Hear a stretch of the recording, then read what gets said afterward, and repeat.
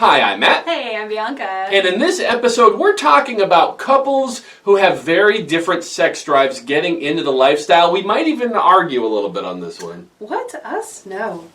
So keep watching.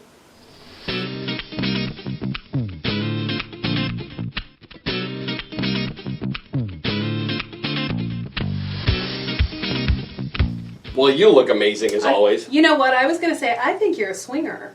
Because of the pineapples? Yeah, there's a few upside down pineapples on that shirt, sir. That's crazy. It's just pineapples, I swear. Mm-hmm. Uh-huh. Sure, likely story. I don't like to have sex with other people. I don't know where that would come from. Yeah. So I wanted to talk about, okay, this is interesting. Okay, so I was with a big group of swingers recently, all right? And I was just having just regular conversations and just kind of talking about what people are into, what they're not into. And I talked to this couple, and they've been in the lifestyle for a few years, and they love every aspect of it. Okay. And I asked them, the usual questions, including how did you get into it?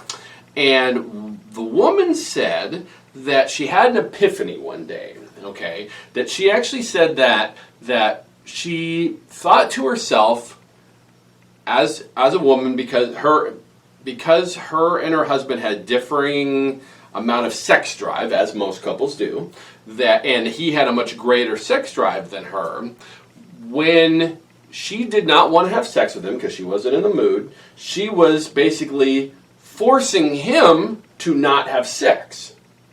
Okay, so it was basically saying, no, you cannot have sex because I don't want to have sex. So she was actually this is her thought, was she was holding him back from having sex because she didn't want to do that. And so that was their catalyst for coming into the lifestyle, was like, sometimes I'm just not in the mood. Here, now you can have sex as much as you want and or need for your own individual sex drive that you have.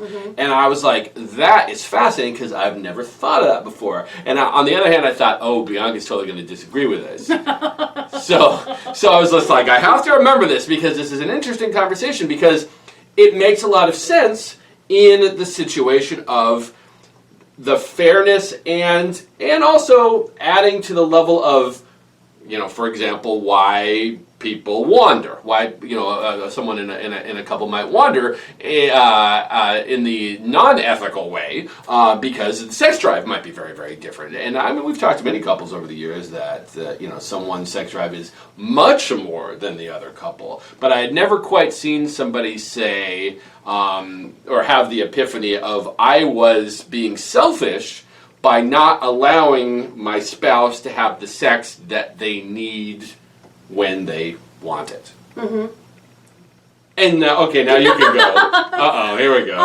No, I mean, everybody has their own reasons for getting into the lifestyle. Everyone has their own feelings of what made them get into the lifestyle. Okay. I can't say that I feel guilty, and maybe I'm horrible for that, but I don't feel guilty when I am not in the mood for whatever reason. It doesn't make me feel guilty. It doesn't make me feel like I want to tell you go find someone else. Right. But I appreciate that we're in the lifestyle, because if we were at the club one night and I wasn't feeling it, but I was totally content talking to my friends and you were feeling it, that you could go off. Like, that has, I mean, for us, having the relationship where with being in the lifestyle, we're okay with playing separate. Right. That is fine. If you're not someone who plays separate, though, this is not going to do anything. This thought process is not going to do anything but make you feel bad. Why? Why would you feel bad? Because you're playing together. If you're playing together, you're still withholding because you don't want to go to the club that night, or you don't want to do this that night. You don't want to play with that couple. You're still withholding. But if you're looking at it from the perspective of, I don't want to be selfish, let's imagine it's us. Okay. All right. I don't want to have sex. I have no interest in sex whatsoever. Sorry, I can't do that with a straight face. Okay, go ahead. But in this scenario, you're the horn dog. Okay. All right. You're just raring to go with every guy within a 50-mile radius. All right. No. The whole thing didn't start with every guy. I know. I just wanted to say that you were me, but in the female version. Anyway, you were the horn dog in the situation. Okay. I have zero sexual drive. Okay. Not zero, but very or little. very little, or it's random, or whatever, that type of thing. It's a very differing level than you, the horn dog, have. Okay, so we go to the club. All right, I still don't want to have sex, but I want to go to the club because I'm doing this for you, and the fact that I understand that you need this. This is part of what you are. And someone can say, oh, you don't need sex, and it's like, I kind of think that's bullshit. True, you only need food and shelter and air and water and all that kind of stuff, but there are these secondary things, and sex is one of those things. And that's you, the horn dog, would be thinking this. Okay, not me. I'm not interested at all, but you would be thinking this. And so you are, and so I'm going to be like, I don't want to be selfish. I want to do this for you. All right, and so let's go to the club day, even though I don't even feel like it, and I'm not going to play, or I don't want to play, or whatever it might be. But we do. You're right. Same room. Okay, then you know what? You enjoy this guy that you just met. I'm just going to sit and watch, or rub your hair or whatever. I've been there. I just feel like it's everybody's so different. I think if it was. If I was the one who didn't want to have sex, and you were the one that wanted to have sex, I wouldn't want to be. I mean, I guess this is hard to say because we're not in the situation, but I don't know that I would want to just sit there while you have sex either and watch. Well, if we were same, I mean, everybody's got to have their same. Yeah, but still, like how that's not very fair to the person just sitting there. And granted, they don't want to have sex, but I think. I just don't think that... But they're doing it from the perspective of, I'm giving this as a gift to you. So I guess that's your kink, though. Like, you're Not necessarily. A cuck. Are you a cuckold at that point? I would say sure, or probably, so or in that situation. So kind of your kink of, I'm not going to do anything, but I'm going to sit here to make sure things go well. Like, why are you even sitting in there? Because you brought up the concept of being same room only. Right. So if you're same room only, there's a solution for same room only. If you have zero sex drive or very little or not in the mood or whatever, or you withhold. But I'm just saying, or you say we're not playing tonight, no matter how much you want to. I don't want to, so we're not doing that. That's very common. They maybe not in those words, but that's absolutely common. Well, and I think that's kind of, we're getting sort of veering off topic a little bit. That is more of what the topic is. If we're going, let's say, to the club, and I say, I don't want to play. Yeah. I am not in the mood to play, so we're not going to play, because that's where I'm at right now. No, remember, we switched right. No, I'm just saying. Okay, all right, okay, I'm trying to keep it straight. Go. Then I am withholding. Because I'm saying, I don't want to play. I want to go to the club, just socialize, but we're not going to play. So I'm withholding, so therefore I should feel guilty. You should feel guilty for withholding. No, well, should? Not necessarily. But could you? Absolutely. And that's where this whole conversation started with that person felt guilty, but not in a negative way. She was very, very positive about it. Right. She was like, I just realized that I am not letting my spouse get what they need as a person. And so she didn't feel guilty or bad or anything like that. It was just kind of like, oh, this is a good thing that I can give to you. I don't want to do this. And I don't know if they play separately or whatever. I don't think that even really matters. It just boils down to the fact that she felt that this was a positive experience to come into the lifestyle because she couldn't give him what he wanted and or needed on a sexual level. And of course we've talked about that many times of, okay, you are you're not this other type of person physically, and if I want to have sex with somebody who looks like this, it has to be someone else. It can't be you. So therefore that's also part of that gift of just kind of like, I want you to have all the experiences. I want you to enjoy yourself. I want you to enjoy your life. This is one amazing way to do it. Right. And if I don't feel it, I can give this to you, and that's okay. And again, not a guilt trip. Not I not think feeling that's where bad. I'm getting caught up is the word guilt. Like.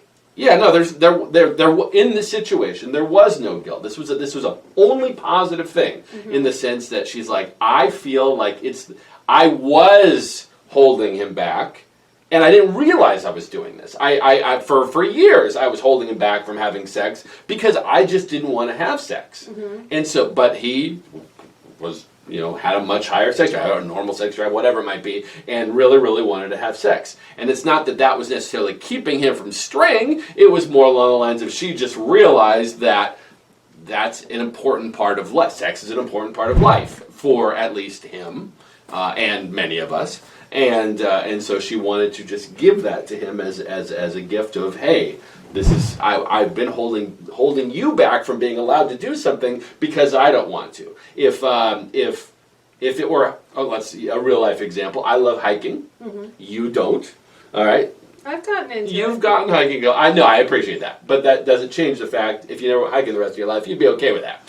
Anyway, and if you were just kind of like, I don't want to go hiking, I don't like hiking, you, Matt, you love hiking. And if you said, well, Matt, I don't like hiking, so therefore you can never go hiking again, that's where the equivalency is. That was basically the wife saying... In her brain. Well, I mean, it's like, I don't like sex, I'm never going to have sex again, so therefore, you are never going to have sex again. I'm controlling your aspect of whether you're enjoying yourself. In the same vein as if you said, Matt, I know you love hiking, but since I don't like hiking, you are never allowed to go again. It's a tricky one, because that sounds just wrong. Yeah. It's like, there's a legitimate point there. But I think just hiking, it's... Comparing hiking to having sex and withholding sex, it's not like you're withholding sex because you're a horrible person or you're doing it to be mean to your partner. Sure, right? Yeah. You're withholding sex for whatever your personal reason is. Yeah. I'm not in the mood. I'm tired. I've cooked all day. I've worked all day. I've done all the things. Sure. That it's not like you're withholding sex because you're trying to be an asshole. No one ever said anything about you being an asshole. This was just the fact that these are two people with two very different sex drives. That's it. I still don't think there's no asshole about it. No, but I don't think that that's still a reason to get into the lifestyle.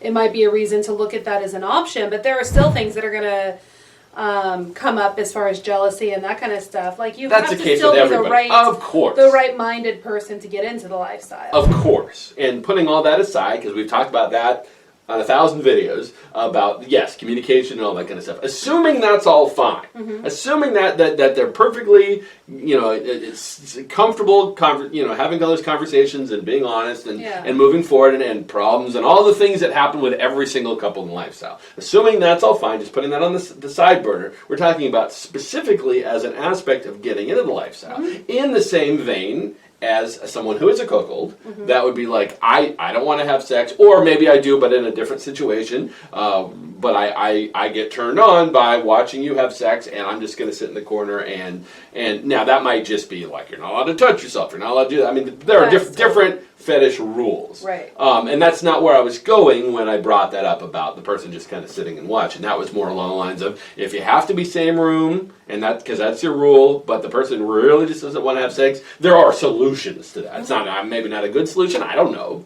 We're not in that situation, mm-hmm. but I can see that being a solution for those times. Mm-hmm. Or in the same vein, like when a lot of people come into lifestyle, they have very specific rules. Right. Like for example, the one penis policy, which is people come in early on, and the guy's like, you can play with all the women you want, but you can't play with another penis. Mm-hmm. Or the girl is like, I have zero interest in other penises, I just want to play with other women. Okay, fine, whatever. That's a very, very normal thing for both sides of that. And if you are in that situation, that's perfectly okay. Mm-hmm. It's not a fetish. Mm-hmm. I mean, no, it is a fetish. I guess it can be a fetish, but it's just really, that's your rules. And there you go. So This is just another rule. I think when we first started exploring this topic, one of my things was, so it's Tuesday night, you want to have sex, it's 10 o'clock at night, I'm tired, I did all the things during the day, I don't want to have sex. Yeah. Where do you go from there? You're not going to get sex that night from me because I'm not in the mood and I'm not going to do something I'm not comfortable doing right now. So am I gonna just be like, go have sex? Like, that's not realistic for you to just go have sex at that point. Where are you gonna go? Let's say I had a sex buddy. I guess. Are you gonna? No, no. I mean, it was a Friday, and you're like, go to the club. For example, you're a single guy going to the club. Well, I know this, but realistic. There are a lot of solutions. Yeah. I'm not talking about the specifics of that. Just kind of in the vein of I'm not feeling it but this you're talking about an individual situation. You're talking about I had a long day at work. I just am not in the mood. I'm not talking about that. Although unless it happens a lot often. And I just remember reading an article about some guy. I mean, this is right before they got into the divorce, but he basically created a spreadsheet over like 2-month period that was like every day he would ask his wife for sex, and he would put in there the response of why she did not want to have sex with him. I'm too tired, I'm too busy, the kids are loud, I don't feel good, da-da-da-da-da. And then, he'd put on day 19, had sex, da-da-da. But it was over this 2-month period, and she said yes 4 times, and said no, and he came up with an excuse another 56 times. And it was, of course, a big thing on the internet because the guy actually did that. That was the catalyst to them splitting up. And she had no idea. She had no idea whatsoever that she said no and made excuses for why she didn't feel like it. And it's nothing against what those excuses were. They might have been absolutely legitimate. It's not even about that. No. It's about that these were 2 people that had very different sex drives for whatever reason, or at least towards each other, or who knows. But they were very unequal in that Sure. situation. So in that situation, that's not the best situation, of course. But if that was a situation where you had a couple that actually communicated, they didn't. But if you did have you're like I don't feel it today, or you were going through something on a personal level, or you're just or a physical level. I mean, we've had women that have major surgeries or whatever. After I got snipped, I don't want to have sex right then. Everything hurt. Etc., where it's just yes, one can argue, and oftentimes people do, especially in the monogamous world, well, you've got your hand. Well, you've got a vibrator. There you go. That's the equivalent. And it's you can have an orgasm, sure. Is that the same thing? Is it the same thing? I mean, no, it's not the same thing, but it's a good substitute. It's a substitute. Yeah. I mean, don't get me wrong. I'd rather use my hand than nothing else, and just be nope. I guess I'm not going to do anything. Yeah. I mean, I guess when you get down to it, this conversation could go all sorts of different directions. But when it comes down to it, I guess what we're saying is, or what the common theme of this is, for their relationship, for what they were going through at this time, thank goodness they had the lifestyle to explore. Yeah. Because if you're matched perfectly in every way, you're best friends, you like the same foods, you do all these things, you're perfectly matched, but then you're off sexually. If you have this option to explore the lifestyle to make your relationship even better, so that one person isn't feeling like they're not getting their sexual appetite satiated, then, they have this lifestyle to explore to figure out if that can help to make their relationship even better. So, it's great that the lifestyle is around for everybody. It's not for everybody. And like we always say, communication is number one thing. But for this couple, it sounds like the lifestyle was a good option for them. Oh, and they're ecstatic. They're so happy. They're so happy doing it. But I just never heard that conversation before, and I've had a lot of conversations over the years. So what do you think? Do you agree with me? Or do you agree with her? I don't know. I don't know. Did we disagree? I don't know. What do you think about the whole conversation? What do you think about the whole conversation? Because it's a different one. It's a new one, and I'd really love to hear what you think. Yeah. Are they in the right? Is that wrong that they feel that way? Should she have felt that way? I mean, there's a lot of questions here that I'd just love to hear the answer to. So please feel free to comment below. We'd really appreciate it, and of course, hit the like button, subscribe, all that kind of stuff. And of course, go to www.clubsapphire.net. Check out all the amazing events that are coming up. There's so many of them, numerous times a week now. Yeah. And it's fantastic. And of course, start getting ready for New Year's, because that one's going to sell out. It is, yeah. Halloween sold out, so New Year's is going to sell out. Oh, So yeah. get your tickets, because there were people coming to me a week before Halloween saying, we didn't get in. And I was like, well, you got to get your ticket sooner. So do that. That's exactly right. All right, anything else you want to say? No, I'm good. All right, well, thank you so much for watching, and we'll see you Take next care. time.